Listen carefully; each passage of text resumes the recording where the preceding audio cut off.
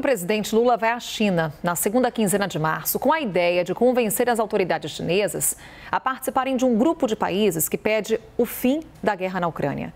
Fontes indicam que o pedido deve ser ignorado por Pequim. Os detalhes com a nossa correspondente Priscila Yasbeck, direto de Paris. Fontes ligadas ao Palácio do Planalto dizem que o presidente Lula deve viajar à China na segunda semana de março.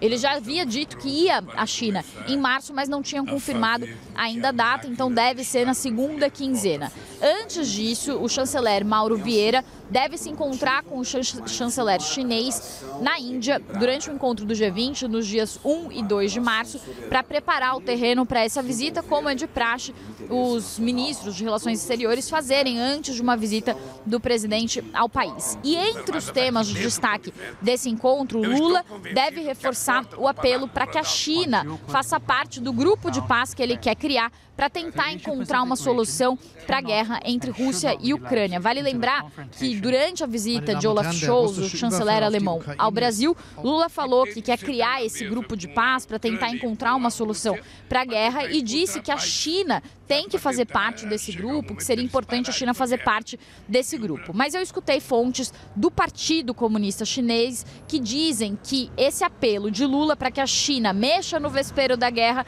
devem entrar por um ouvido e sair por outro. Os chineses e as autoridades chinesas têm reiterado que não devem carregar um fardo que não é seu quando são provocadas a falar sobre o conflito e a guerra entre Rússia e Ucrânia. Além disso, um dos pontos de destaque desse encontro deve ser uma aliança contra a fome. Nesse caso, essas fontes do Partido Comunista Chinês dizem que Lula deve ter mais sucesso ao falar sobre fome do que ao falar sobre guerra na Ucrânia. Priscila Yasbeck, de Paris, para a CNN Brasil.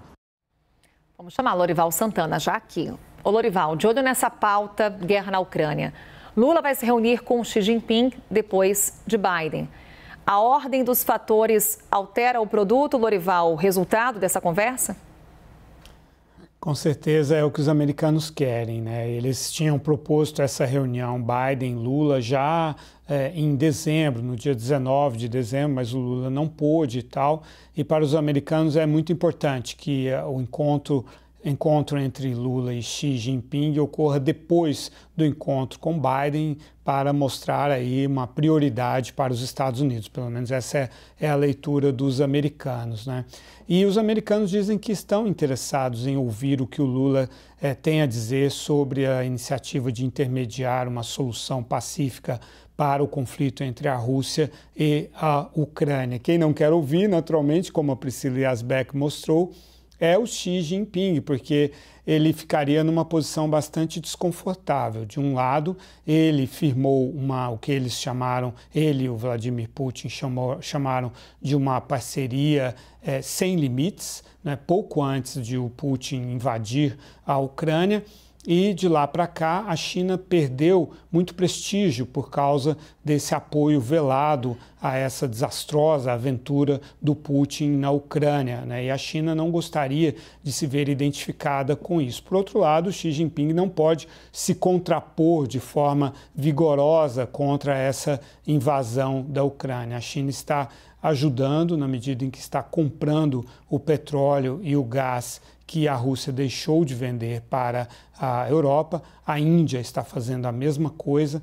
Ambas têm interesse nessa energia mais barata e, no caso da Índia, ainda por cima, ela recebe armamentos da Rússia. Metade do arsenal indiano vem da Rússia. Então, eu estou mostrando para você que os parceiros que o Lula pretende encontrar nos BRICS, né, que é formado por Brasil, Rússia, Índia, China e África do Sul, são bastante complicados para essa iniciativa, esse papel que ele quer desempenhar. A África do Sul também recebeu recentemente o Sergei Lavrov, chanceler russo, e deu todo o apoio à Rússia e disse que não critica a invasão da Ucrânia. Então, os BRICS todos estão muito, com exceção do Brasil, muito alinhados de forma mais ou menos declarada com a Rússia.